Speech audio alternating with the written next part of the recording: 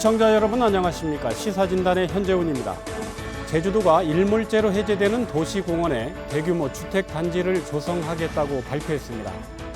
도시공원을 매입해 주택단지로 개발하는 방식의 일몰제 해소 대책을 놓고 논란이 일고 있습니다. 도시공원 일몰제 대책 점검해 보겠습니다.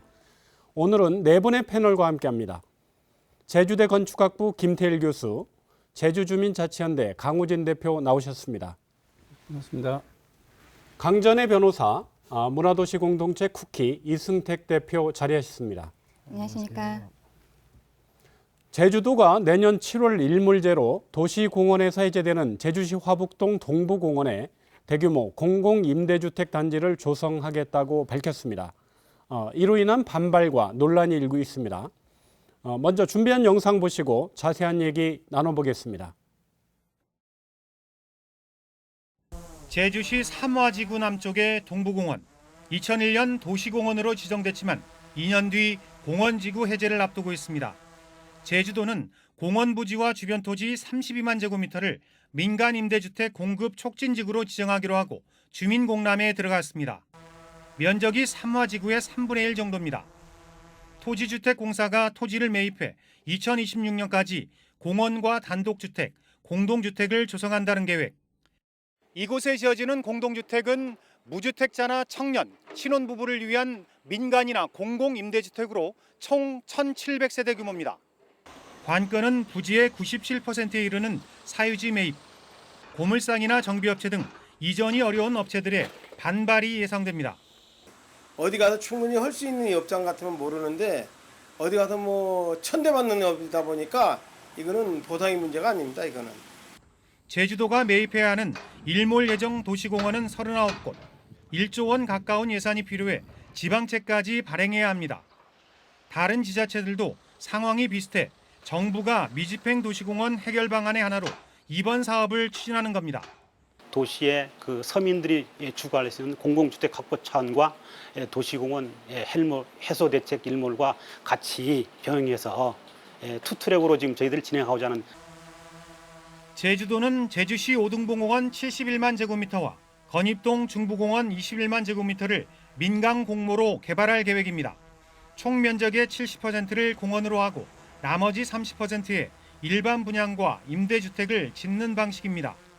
사실상 대규모 택지 개발이어서 오히려 난개발을 부추기는 건 아닌지 세심한 계획이 필요해 보입니다. 우선 도시공원 일몰제 해제를 1년 정도 앞두고 있는데요. 일몰제가 뭔지부터 정리를 해보겠습니다. 이 대표님, 네. 일몰제 간단히 좀 정리해 주시죠. 그 도시공원 일몰제라고 하는 것은 그 정부나 지방자치단체가 공원을 만들기 위해서 도시계획 시설로 지정하는 건데요. 그게 이제 20년이 지난 후에도 공원 조성을 하지 않았을 경우에 도시공원에서 해제되는 것을 이야기를 합니다. 이거는 이제 헌법재판소가 1999년 10월에 지자체가 이거를 이제 지정을 한 후에 장기간 집행하지 않으면 개인의 재산권을 침해한다는 차원에서 도시계획법에 대한 헌법 불합치 결정을 내렸는데요. 이걸 근거로 해가지고 국토계획 및 이용에 관한 법률 개정에 들어갔습니다. 그래서 결정 고시일부터 20년 경과 시까지 행정 절차가 이행되지 않으면 그 자동 실효가 되도록 하는 그런 내용입니다. 앞서 그 리포트에서 제주 지역에 이제 39군데라고 돼 있는데 아마 내년 7월에 해제되는 곳이 한 30여 곳 되고요. 그리고 뭐 2001년, 2021년, 2022년 해서 연차적으로 몇 군데씩 이렇게 그 20년이라는 기간이 도래하는 데가 아마 되고 있는 걸로 알고 있습니다.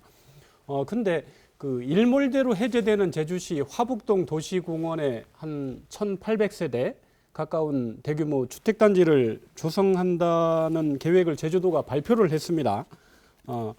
이 계획, 김 교수님 어떻게? 헌법 불일치에서 사유재산권을 보장해주는 뭐 그런 조치에서 대응하기 위해서 여러 가지 대응 조치를 한다는 건 저는 바람직하다고 보는데요. 다만 이게 도시공원의 지정 자체가 헌법에서 잘못됐다고 하는 것이 아니라 지정을 해놓고 20년간, 이게 20년간이라면 도시계획의 기본 단위가 20년으로 이루어지는데요. 20년간 도시계획을 집행하지 않은 것에 대한 그 자체가 문제가 있으니 그걸 해제해 주라는 거거든요.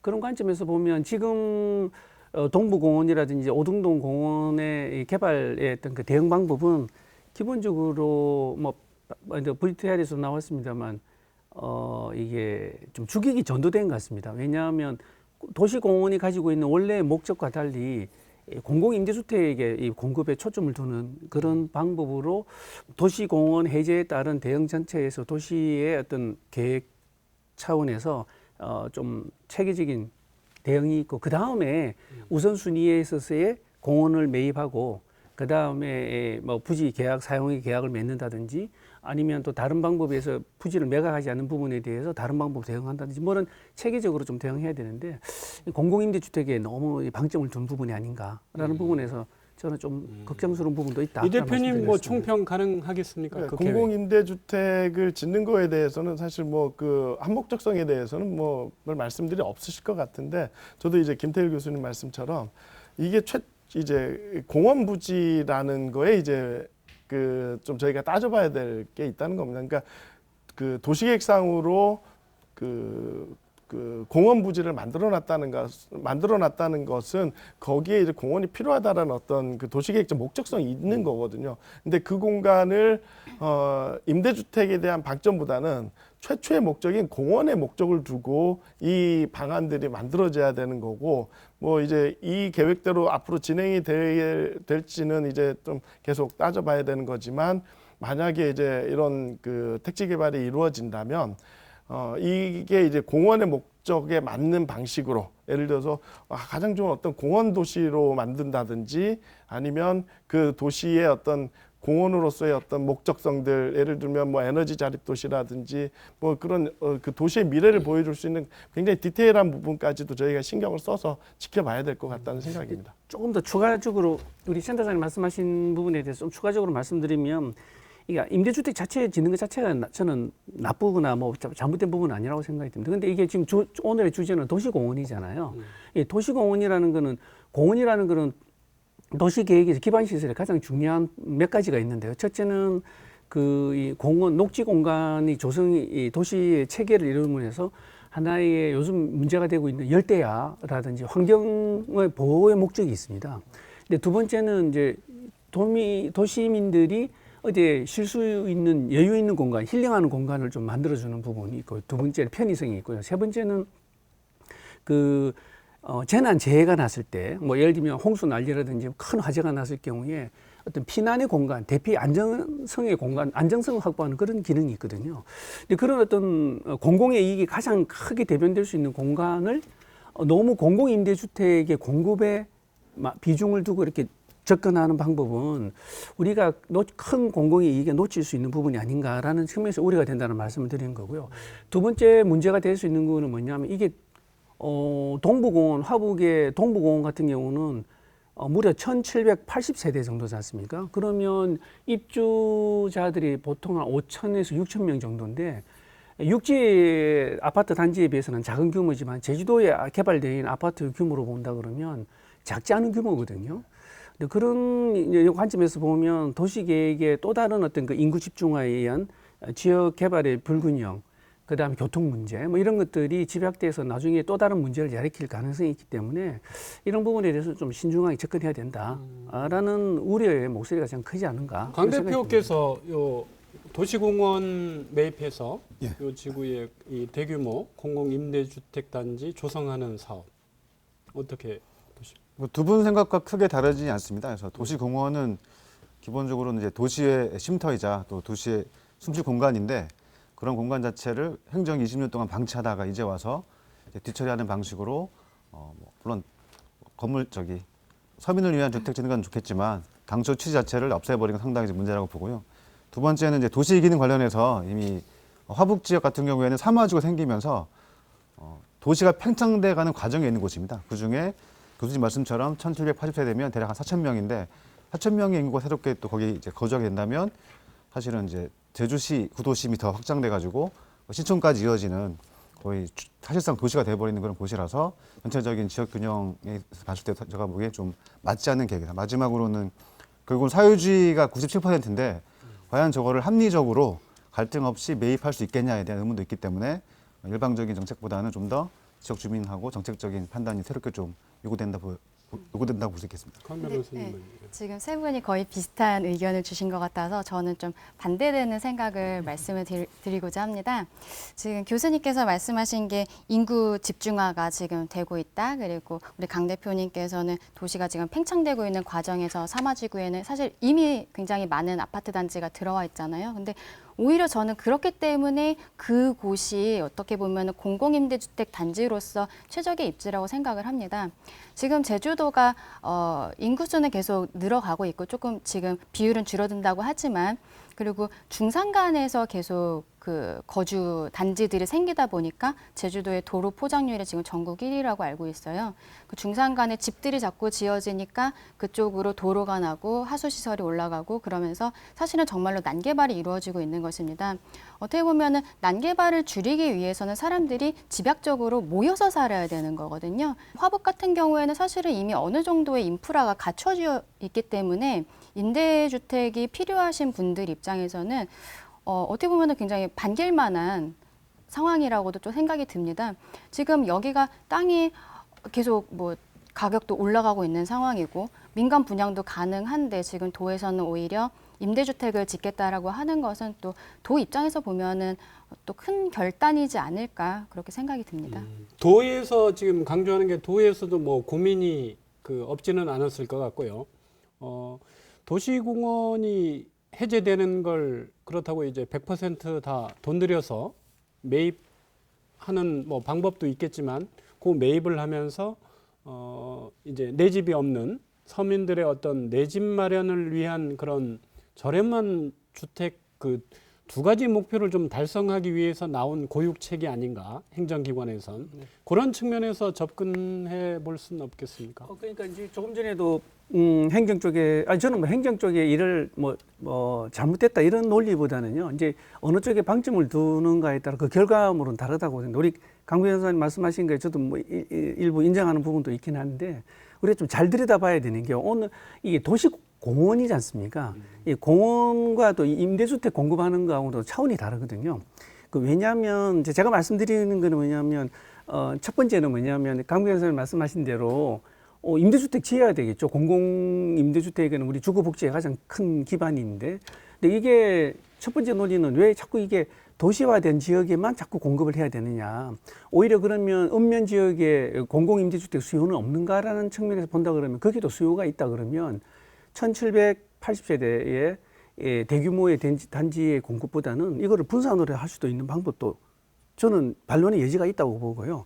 또 하나는 이제 오늘 주제가 도시공원인데요. 이게 원도심에만 이게 잘 보이실지 모르겠지만 원도심에만 있는 공원이라고 된 부분만 뽑아본 겁니다. 여기 보시는 것처럼 같은 공원의 혜택을 누리는 곳도 있지만 이게 공원으로 누리지 못하는 곳도 있거든요.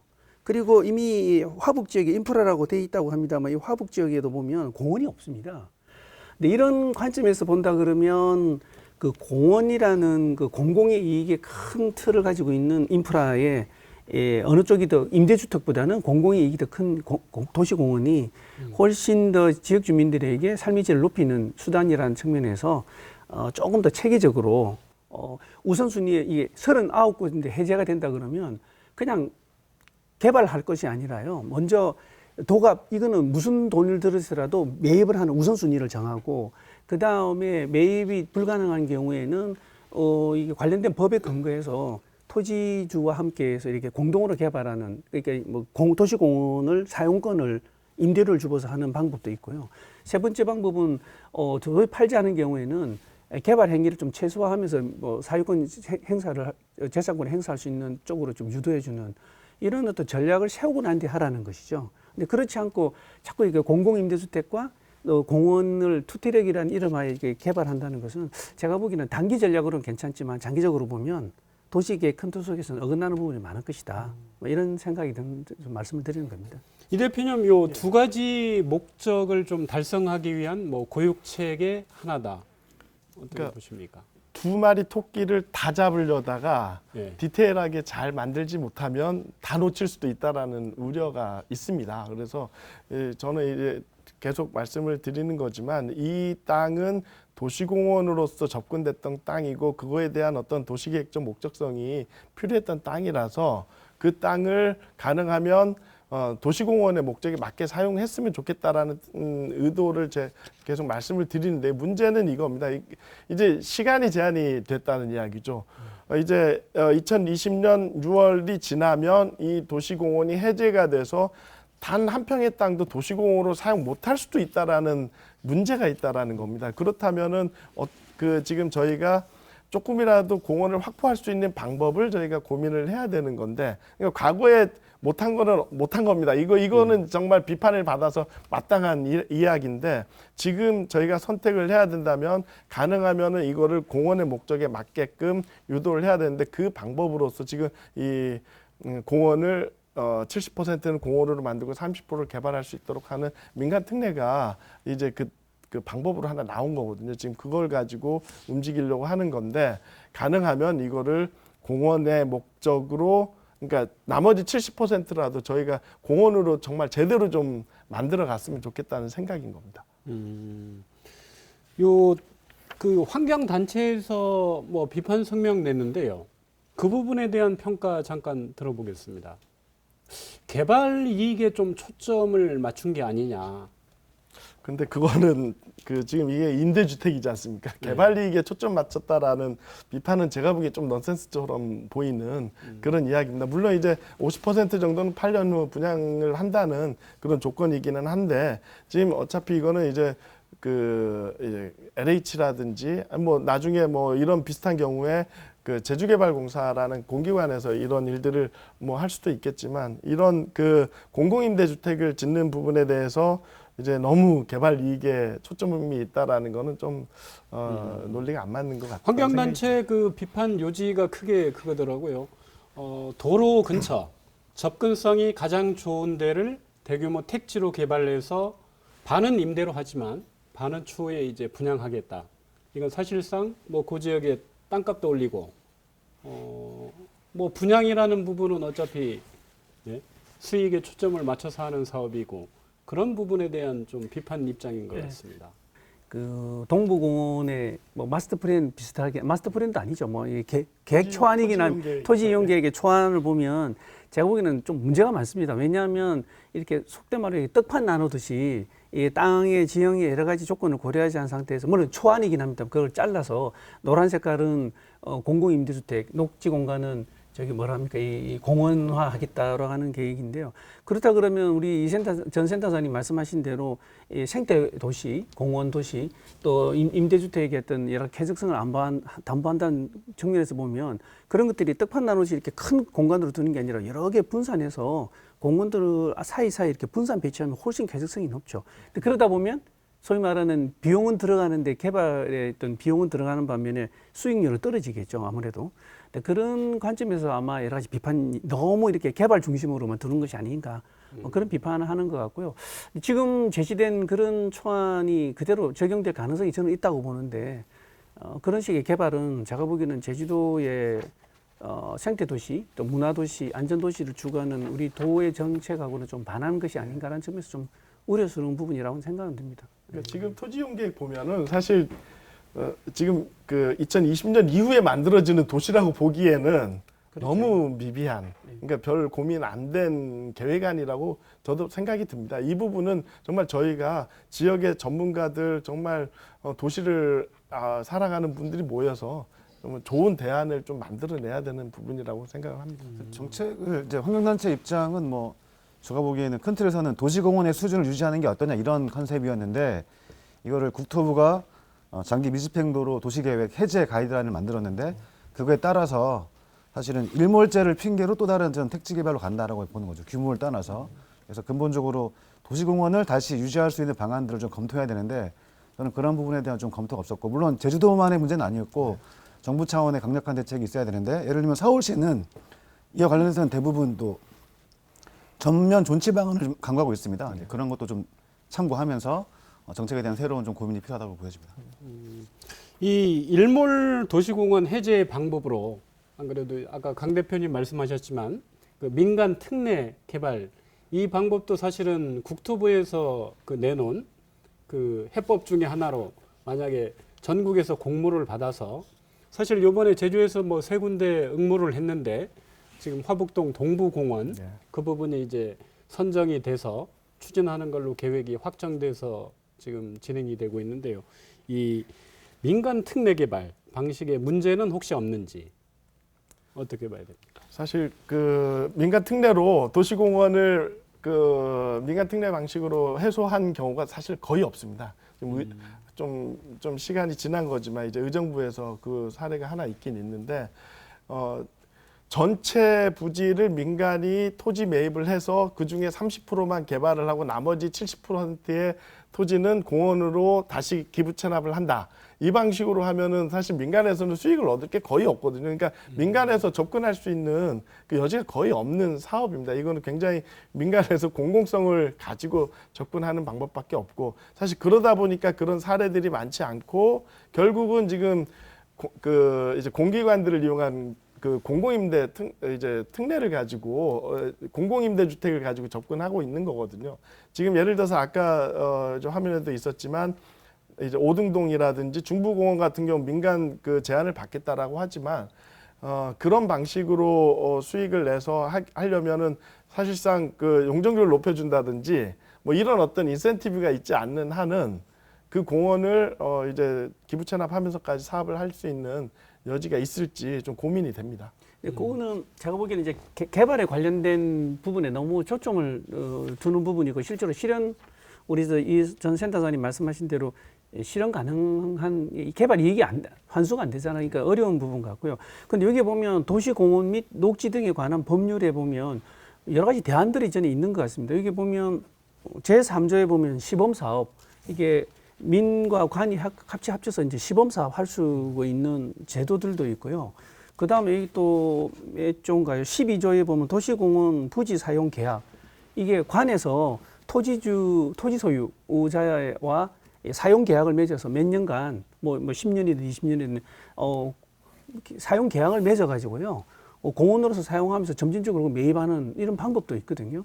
이제 제가 드리는 말씀은 또 하나는 여기 보면 제 21조에 보면 민간 공원, 민간 토지 소유자가 민간 공원을 조성하게 아까 특례하고 달리 민간 공원을 조성하게 돼 있거든요. 그러니까 이게 직접 공원으로서 개발하는 방법이 있고 그 다음에 관에서 토지를 소유자에게 임차권을 빌려가지고 공원으로서 사용권을 지불하면서 사용하는 방법이 있고 또 직접 매입하는 방법이 있고 제가 말씀드리고 싶은 거는 또 시범사업도 가능하고 이런 여러 가지 틀 속에서 우선순위가 지금 뭐가 있는지 39곳의 도시공원 해제되는 대상 지역을 좀 잘 지역의 성격을 봐가면서 그거 계획을 세우라는 것이죠. 그죠? 뭐 공공임대주택 1780세대를 짓는 것이 중요한 것도 있지만 그런 것들을 하고 난 뒤에 설득할 부분 설득하고요. 예산을 확보할 부분 빨리 이제 9월 달이면 또 예산 확보해야 되는 안들이 있지 않습니까? 그런 거에 근거해서 빨리 저는 해야 내년에 일몰제와 동시에 7월 1일분가요? 일몰제가 해제되는 그 동시에 그런 대액이 되는 거죠. 우리 지난번에 들어오기 전에 강 변호사님하고 잠깐 말씀하시는 것도 들었는데 일몰제가 있으면 일출제가 있는 것처럼 그 일출제에 대한 또 대응으로서 그런 거를 계획을 제시해 주는 되는 거 아닌가요? 그게 관에서 해야 되는 부분이라고 생각이 듭니다. 하여튼 그 사유지 네. 토지주 입장에서는 사실은 공원 구역으로 묶여서 지난 20년 동안 사유 재산권 행사를 못했어요. 그래서 이제 사실상 20년 동안 기다린 상황인데 그 매입하지 말고 예. 원래 그 헌재 판결 취지대로 그냥 해제해 줘라. 자동 해제해서 그 토지주가 개인 재산권 행사를 할 수 있도록 해줘라는 게 제가 토지주 같아도 그런 요구를 할 건데 이거 어떻게 봐야 됩니까? 근데 이게 결국은 도시공원이기 때문에 정부 정책의 실패나 지방정부 정책의 실패를 말하는 거고 그걸 만회하기 위해서는 새로운 정책 개발이 필요한데 지금 상황에서는 사실 토지주 입장에서는 별로 납득이 안 되는 거죠.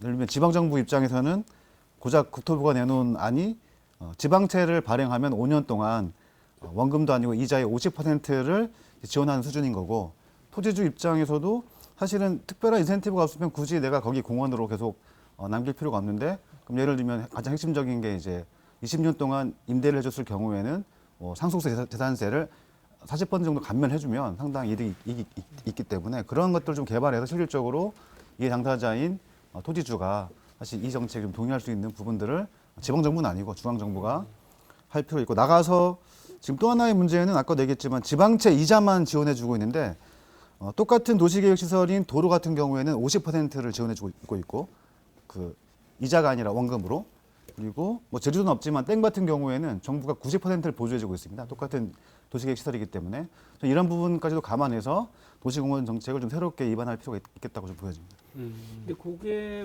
또 내년 일몰제에서 2020년 7월 1일부로 일몰제에서 이게 도시공원 지정이 해제가 된다고 해서 모든 그 행위, 개발 행위가 다 가능한, 매매에서 뭐 개발 행위가 모든 것들이 다 가능한 것처럼 토지주도 오해하고 계신 것 같은데요. 제가 샘플로 몇 개를 이렇게 찾아보니까 그쪽은 이미 개발 행위가 안 되는 부분들도 묶여 있는 부분도 많이 있습니다. 공원으로 해제가 된다 하더라도 여러 가지 용도 지역 지구제에 의해서 규제가 되는 부분도 있거든요. 실제로 사실상 개발이 안 되는 부분도 상당히 있을 겁니다. 근데 그런 염두에 둔다 그러면 무조건 지정을 해제하기보다는 아까 우리 강 선생님 말씀하신 대로 이 지정 해제에 따른 후속 조치로서 토지주에게 20년간 재산권 행사 못한 것에 대한 보상 차원에서라도 관에서 이것들을 어떤 식으로 좀 사용권, 제가 사용권 협약을 맺어서 좀 토지주에게 보상과 함께 공원으로서의 기능도 될 수 있게 개발하는 것은 어떠냐라고 제가 대안을 제시한 부분도 있는데요. 그런 부분에서 이제 공원으로서 제대로 기능도 유지하는 게 저는 관에서 좀 우선적으로 해야 되는 그런 부분이 아닌가 하는 생각입니다. 동시에 일정한 기간 관으로부터 행정으로부터 안정적인 수익을 얻을 수 있기 때문에 토지주도 그렇게 소유권을 가지고 있으면서 수입이 들어오니까요.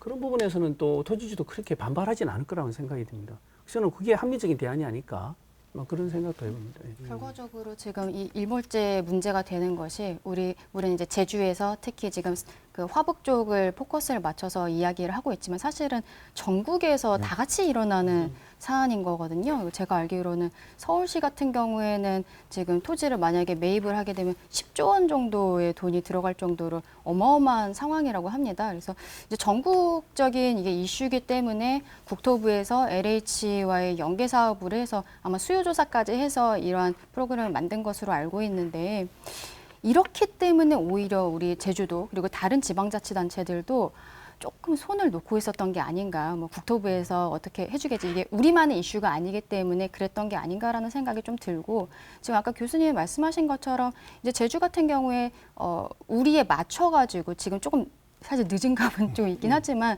우리에 맞춰갖고는 우리가 지금 해야 되는 토지들의 형상이라든지 이런 부분들에 대해서 조금 더 검토하는 시기가 늦었지만 지금이라도 시작이 돼야 되지 않을까. 맞습니다. 이게 얼핏 듣기로 우리 도에서 발표한 게 39곳의 도시공원 지정 해제 대상 지역에 그 보상액이 한 아까 5천억 정도? 5천억이라 그러면 10년을 뭐 대응 전략으로 세운다 그러면 1년에 500억씩, 예를 단수 계산한다면 1년에 500억씩이면 우리 도에서 좀 속된 말로 도로 덜 닦고요. 긴축 정책 해가지고 돈을 확보해서 얼마든지 매입할 수 있는 부분도 있지 않을까요? 우선 정책으로 한다 그러면, 우선 순위를 따져서 매입한다 그러면, 그러고 동시에 아까 말씀드린 사용 계약을 맺어서 조금씩 유지해 나가고 그런 좀 세련된 정교한 전략을, 도시공원 관리에 대한 전략을 세우는 게 저는 우리 강 변호사가 조금 전에 이야기를 했던 일몰제가 아니고 일출제 대응 전략으로서 저는 윈윈, 그러니까 뭡니까, 우리 관도 좋고 토지 소유주도 좋고 시민들에게도 좋은 그런 대응 전략이 아닌가, 아마 그런 생각이 듭니다. 강 변호사께 이거 여쭤볼게요. 도시공원으로 용도가 묶여서 네. 지난 20년 동안 재산권 행사에 제약을 받아왔습니다. 토지주 입장에서. 그래서 사전 예고로 2020년 7월 이제 도시공원 용도가 이제 해제되는데 그 이후에까지 행정기관이나 이제 다른 그 뭐 사업으로 해서 개발을, 사유재산권 행사를 못하게 하는 취지에 이런저런 하는 게 너무 좀 토지주 입장에서 볼 땐 가혹한 거 아닙니까?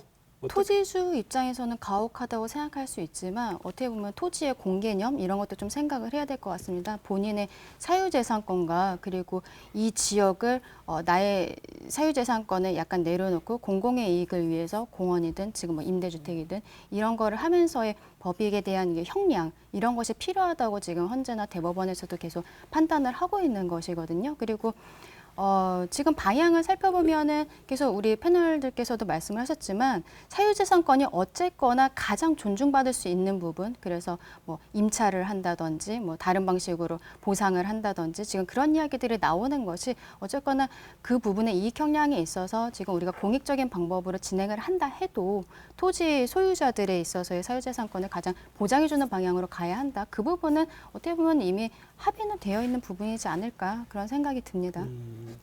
그 김현미 국토부 장관이 국회에서 한 발언이 이 도시공원 일몰제 이 부분은 지방자치단체 사무다. 그래서 이제 정부로서는 뭐 보조를 해주고 있다. 그래서 명확히 그 정부의 업무가 아니라는 걸 선을 그으면서 일부 환경단체에서 크게 반발을 했습니다. 이 도시공원 일몰제 대책, 이 정부가 대책을 만들어야 됩니까? 자치단체가 책임져야 됩니까? 이건 뭐 공동의 책임이라고 봐야죠. 이제 중앙 정부와 지방 정부의 공동 책임입니다.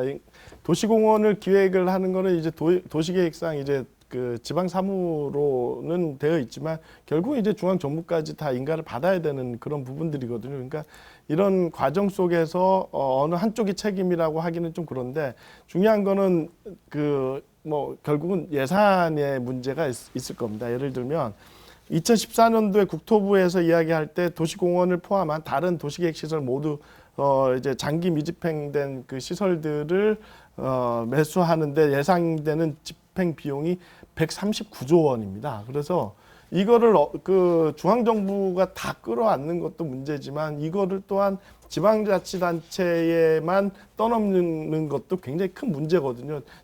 지금처럼 이제 지방 정부의 재정이 열악한 상황에서 지방 정부에게만 이제 책임을 전가하는 건 어려움이 좀 있습니다. 그런데 이제 국토부 차원에서는 아까 사회자께서 말씀하신 것처럼 계속적으로 이제 지방 업무로만 이제 유도를 합니다. 예를 들면 2018년도 4월 달에 국토부 보도 자료에서 우선 관리 지역으로 선별해서 지원을 하겠다. 그다음에 공원 조성을 촉진하겠다고 하지만 결국 이제 전체를 매수하는 예산 집행은 어렵다라는 논조거든요. 그 이후에 보시면 또 2009년 5월 28일 날 그 보도 자료에서도 예산 지원은 없고 지방채 발행 시 이자 지원을 아까 50%에서 70%까지 해주겠다. 그러니까 이자 지원에 대한 이야기, 확대 지원에 대한 이야기일 뿐이고, 그 5월 28일 날 보도 자료에 LH를 통한 공원 조성을 활성화하겠다 하는 게 있습니다. 그게 이제 이 동부공원으로 나타난 것 같고요. 그리고 이제 또 다른 좀 유예처럼 보이는 게 이제 국공유지인 경우에는 10년간 신료를 유예하겠다. 뭐 이런 어떤 내용들이 좀 있습니다. 결국 그런데 이제 그 안에 보면 재미있는 그 내용이 좀 들어가 있는 게 이 도시공원 이렇게 확대가 될지는 모르겠지만 이러면서 이 도시공원 확대가 이제 미세먼지를 잡는 하나의 계기가 될 거라는 참 그 좀 재미있는 문구도 하나 들어가 있는데 이 정도 들어갈 거면 사실은 과거부터 이 준비를 해왔어야 되는 그런 이야기죠. 결국은 2019년 7월 9일 날에는 이제 결국 이제 생활공원 조성 사업에도 장기 미집행 공원을 중점 조성하겠다라고 합니다. 그러니까 결국은 이렇게 필요한 이제 예산 일부가 들어가는 필요한 부분 몇 군데만 지원을 해주겠다는 방식이거든요. 이런 식으로 접근해 가지고는 이 문제를 원천적으로 해결하기는 어렵고요. 원래 이제 중앙 정부와 지방 정부가 서로 어디까지 조율해 나가면서 갈 건지에 대한 그 정책 조율이 좀 필요하다라고 생각을 합니다. 저는 큰 틀에서는 정부 책임이 있다고 봅니다. 관련된 법률도 도시공원 및 녹지 등에 관한 법률인데 소관부처가 국토교통부입니다. 그러면 당연히 교통부가 이 책임지고 이 문제를 해결해야 되고 실제로 작년에 발표할 때도 이제 광역시도별로 통계를 잡긴 했지만 국토부가 이제 일몰대상공원의 70%는 해제하겠다 발표한 게 있거든요. 결국은 중앙정부 차원에서 컨트롤 타워를 하고 있는 건데 결국은 컨트롤 타워로 설계만 하고 돈을 다 지방정부에 떠넘기는 건 제가 보기엔 맞지 않다. 그래서 이런 부분들은 최소한 시민단체 요구였던 이자율의 50%가 아니라 사업의 50%를 국고부에서 하는 게 저는 반드시 필요해 보이고요.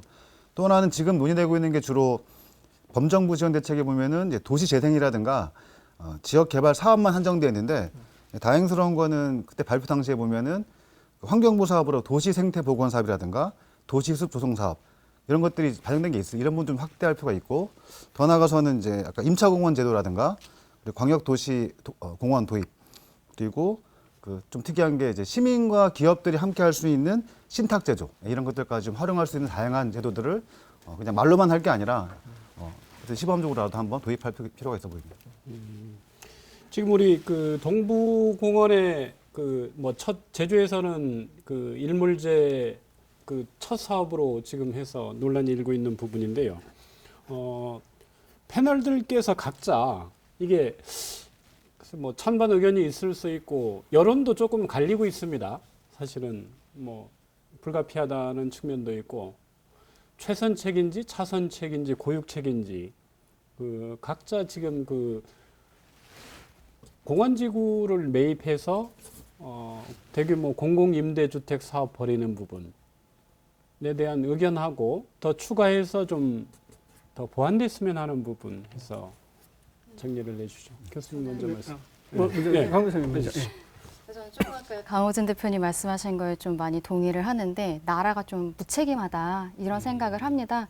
지금 예산이 너무 많이 들어가다 보니까 뭐 139조 원 이렇게 들어가다 보니까 아마 자꾸 찾다가 LH랑 연계해갖고 이런 거 한번 해봐야지라는 말하자면은 꼼수를 생각을 해는 거거든요. 근데 또 지방자치단체들도 국토교통부에서 정부에서 돈 안 주겠다니까 갑자기 돈이 어디 있겠어요. 그냥 그동안 준비도 별로 해놓은 게 없는데 그러면 우리도 어쩔 수 없이 LH랑 하는 저 연계사업 우리 한번 해봐야겠다. 뭐 제주도도 어떻게 보면 그렇게 최선은 아닌 것 같고 지금 뭐 돈도 없고 하니까 국토교통부에서 하겠다는 사업으로 우리도 한번 해보자라고 해서 동부공원 쪽에 이제 LH와의 연계 사업이 시작이 되는 것 같은데 제가 보기에는 이거는 우리가 재정적으로 넉넉하지 않은 상황에서는 좀 어쩔 수 없는 부분이지 않을까. 뭐 예산이 넉넉하면은 물론 다 공헌하고 하면 좋겠지만 지금 그럴 수 있는 사정이 사실은 별로 되지 않아 보이기 때문에 어쩔 수 없는 상황이 아닌가 이런 생각은 좀 듭니다.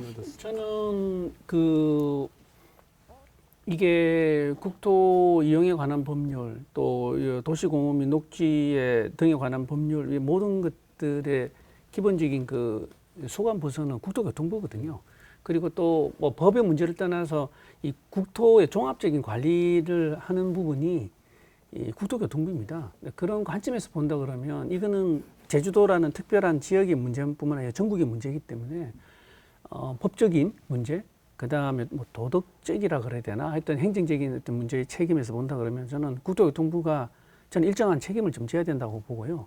그 다음 그럼 제주도도 제가 보기에는 99년에 헌법의 문제 재판소의 판결 이후에 뭐 했느냐 20년 동안 저도 한 게 하나도 없거든요 실은. 그런데 저는 그런 면에서 50대 50의 좀 책임 문제에 대해서 좀 서로 공공의 큰 이익에서 좀 해야 된다는 책임을 져야 된다는 생각이 들고요. 이번에 동부공원하고 오등동공원, 특히 동부공원의 이 개발 행위의 어떤 계획을 보면 얼핏 떠오르는 게 좌절됐던 시민복지타운의 공공임대주택을 동부공원으로 옮긴 듯한 그런 느낌입니다. 솔직히 말씀드리면 규모가 더 커지고요. 저는 그런 계획은 조금 신중하게 접근하시는 게 좋겠다. 좀 공론화도 거치고 거기에 어떠한 세대의 공급들을 해야 되는가, 특히 공공임대주택이 어떠한 세대를 어떻게 공급해야 되는가 부분. 아까 보셨던 그 계획안의 초안에 그런 식으로 하는 것은 상당히 문제가 크기 때문에 공공임대주택의 큰 틀에서 좀 봐야 되고 도시공원을 활성화시키는 큰 틀에서 좀 더 진지한 논의의 좀 과정이 좀 필요하지 않았나 라는 부분에서 저는 아까 말씀 최선책과 차선책과 고육책 중에 저는 상당히 고육책 중에 하나였다. 뭐 그런 생각이 듭니다. 제 입장에서는 물론 이제 저는 이제 고육책이 되지 않도록 지금이라도 디테일하게 접근을 해야 된다라는 생각인 겁니다. 결국 이미 골든타임은 놓친 것 같고요. 근데 이제 이 부분을 결국은 어떻게 우리의 어떤 제주의 도시의 미래상을 보여줄 거냐 하는 그런 논의를 지금부터라도 시작하면 어떨까 생각을 합니다. 그래서 저는 뭐 아까도 말씀드렸지만 제주의 어떤 도시 철학을 집대성할 수 있는 하나의 계기로 만들었으면 좋겠다라는 그런 생각인 거군요. 결국은 이제 굉장히 그 제주도가 굉장히 녹지 비율이 높다라고 생각을 하지만 결국은 한라산 때문에 높은 거 아닙니까? 맞습니다. 도시 안에는 녹지가 별로 없거든요. 이런 부분들을 저희가 간과해서는 10년, 20년 후에 제주도의 도시들은 녹지 없는 도시가 될 우려가 커집니다. 이제 그런 부분을 좀 감안해서 미래를 내다보는 정책들이 좀 만들어졌으면 좋겠고요. 거기에 이제 지금 만들어져도 2020년 이후에 이제 이 곳이 만들어지고 앞으로 도시공원들 이렇게 하더라도 아니면은 또 다른 택지 개발이 이루어지더라도 2020년 이후 2025년 돼야 이제 완공되는 그런 곳들일 텐데 그런 곳들을 과거의 어떤 관점에서 도시를 만들어갈 수는 없을 것 같고요.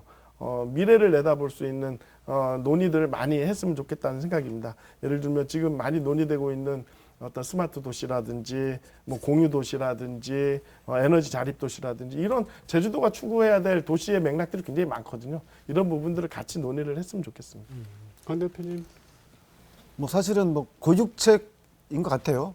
뭐 도청 입장에서는 마땅한 정책적 카드가 없던 거고 차제에 또 국토부가 내려온 지침에 봤더니 그나마 본인들 입장에서는 택할 수 있는 카드가 그밖에 없어가지고 또 우리가 흔히 경험했던 LH 방식으로 가는데 그래도 결국은 저희가 보기에는 저것도 조각 개발 방식이 될 수밖에 없는 거 아니냐라고 이제 우려를 하는 상황인 거죠. 그래서 뭐 앞으로 어떻게 정책이 지도 나갈지 모르겠지만 오히려 지금 정도 타이밍에서는 한번 이제 지역 주민이라든가 전문가들 모셔가지고 이제 기존의 택지 개발 방식이 아닌 다른 방식으로 또 국토부나 정부가 내세웠던 또 다른 방식들이 있기 때문에 협의를 해가지고 좀 새로운 모델을 했으면 좋겠고 제가 등기부등본 안 떼봤는데 토지 소유주랑 충분히 협의해서 소유주한테도 충분히 이익이 될 수 있는 좀 새로운 방식으로 새로운 주택을 짓는 게 아니라 또 다른 방식으로 좀 도시의 숨통을 트일 수 있는 곳으로 만들었으면 좋겠습니다. 네. 그 최근 문제가 되고 있는 당산봉 정비공사 얘기 좀 해보겠습니다. 이게 당산봉은 지질학적 가치도 높고 절대 보전 지역으로 지정된 곳인데 이게 그 붕괴 위험이 있다고 해서 제주시가 대대적으로 정비공사를 했는데 결과적으로 절대 보전 지역을 좀 훼손하는 그걸 놓고 좀 논란이 일고 있습니다.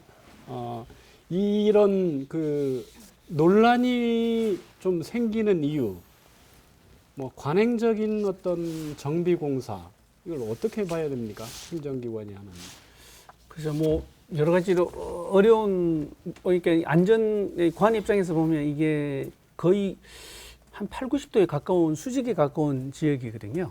그러다 보니까 이제 거기에서 낙석이라든지 붕괴 위험 문제 때문에 안전사고에 대한 여러 가지 불안한 문제를 우선적으로 해결하다 보니 이 주변에 우리가 검토해야 될 여러 가지 사항들을 그냥 놓쳐서 우선적으로 빨리 조치를 취하는 과정에 발생한 문제일 수도 있다는 생각도 듭니다. 근데 이제 일본에서는 또 어제 보니까 그 지역 주민들께서 또 감사 요청까지 하셨더라고요. 네, 지역 갈등으로 또 이어지는 부분도 있지 않은가 우려스럽긴 한데 저는 한편으로는 이해가 가면서도 한편으로는 언론을 통해서 제기되는 여러 가지 문제점들을 보면 좀 납득이 안 가는 부분도 있습니다. 토지 매상 문제라든지 또 그 현장에서 보면 이게 그 경사지를 절개를 해서 이게 그 보강하는 그 방법이 토목공사의 저런 방법으로 저렇게 접근해도 되는가라는 부분에서 좀 말씀을 드려야 될 부분이 상당히 좀 있지 않은가 뭐 그런 우려스러운 부분도 있긴 합니다. 지금. 저도 이제 두 가지 면에서 좀 접근하고 싶은데요.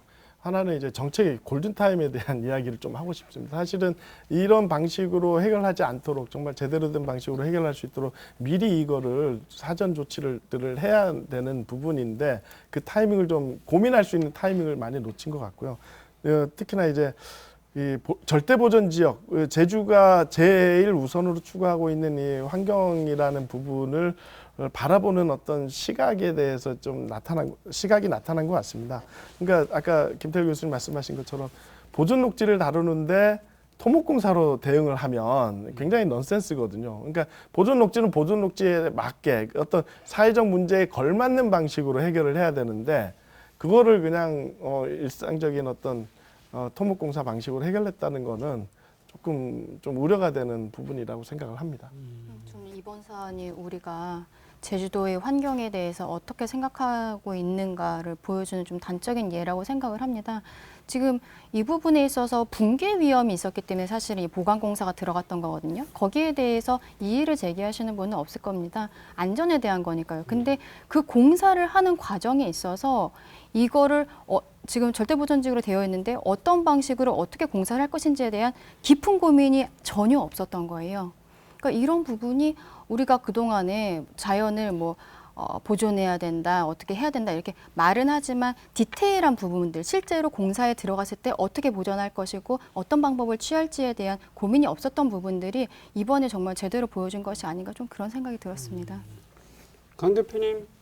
우선 뭐 거기가 외견상으로는 이제 급경사지라서 뭐 붕괴 위험 지역이 있을 수 있는데, 물론 저는 뭐 고향이 조천이라서 자주 못 가봤지만 다니다 보면 구체적으로 저기서 낙석이라든가 이런 게 있었던 적이 있었는가 하는 의문이고, 저 기록을 뒤져봤지만 실질적인 위험은 없었던 것 같아요. 그래서 좀 너무 일방적이게 좀 있었던 것 같고, 두 번째는 대책위 주민들께서 감사의 의뢰도 했지만 상식적으로 물론 뭐 간평 받았겠지만 공시지가의 30% 이상, 30배 이상에 이르는 토지 가격은 제가 보기엔 납득할 수 없는 부분이 있는 거고, 두 번째는 또 우리가 잘 경험하고 있는 행정위에서 소규모 환경영향 평가를 회피하기 위한 쪼개기가 또 있어요. 이런 부분들이 명확하게 좀 규명이 돼야 좀 이 문제가 좀 해결될 수 있고, 물론은 이제 반대대책위 주민들의 목소리를 그냥 묻어갈 게 아니라 이제 시 당국이 좀 철저하게 좀 들어서 이 문제가 좀 하루빨리 해결됐으면 좋겠습니다. 소규모 환경 영향 평가 갑자기 나오지 않고 의문스러워서 제가 좀 자료를 보여드릴 건데, 이제 사업 대상지 문제가 된 적이 여기에 포구가 있고 이쪽 부분이거든요. 네, 여기 보시면 국토 이용에 관한 법률에 보면 이게 자연 경관 지구입니다. 이게 수변 경관 지구고요. 근데 이쪽 경관 지구라는 것은 그만큼 자연의 경관이 아름답기 때문에 지정을 한 부분이고, 그 다음에 요걸 보시면 요거는 같은 자료가 아니고 요거는 환경부에서 나온 국토 환경성 평가 지도입니다. 그러니까 짙은 녹색일수록 경관 1등급, 환경과 경관 1등급인데요. 여기 보시면 포구가 있는 부분이니까 이쪽 부분입니다. 근데 여기 보시는 것처럼 그만큼 이게 환경과 경관이 아주 좋은 곳입니다. 그렇기 때문에 이거를 거의 90도, 80, 90도에 해당되는 지역을 한 40도, 언론에 보도된 건 한 40도 정도 이렇게 절토했다 그러거든요. 이 절토는 상당한 양의 절토를 했기 때문에 환경에 영향을 주고 경관에 영향을 주기 때문에 이 부분은 이제 평가를 받아야 되는 겁니다. 이게 방법이 적절한지, 이런 방법이 좋은지, 근데 그런 것들을 회피하기 위해서 했다라는 부분에 이의 제기를 하시는 것 같고요. 제가 보기에는 지금 공사 현장을 보면 그런 부분에 대한 문제점들이 상당히 큰 부분으로 지금 대두되고 있는 건 아닌가. 이런 부분에서 공사 방식이 좀 문제가 있다고 생각이 듭니다. 예, 알겠습니다. 도시공원은 도시의 허파 역할을 하는 공간입니다. 정부가 지방자치단체 사무라는 핑계로 지자체의 책임을 떠넘겨선 안 됩니다. 원희룡 도정이 내건 청정과 공존의 비전이 도시공원 정책에서 어떻게 구현될지 도민들은 주목하고 있습니다. 마무리할 시간이 됐는데요. 함께 얘기 나눠주신 네 분께 감사드립니다. 다음 시간에 뵙겠습니다. 함께 해주신 시청자 여러분 고맙습니다.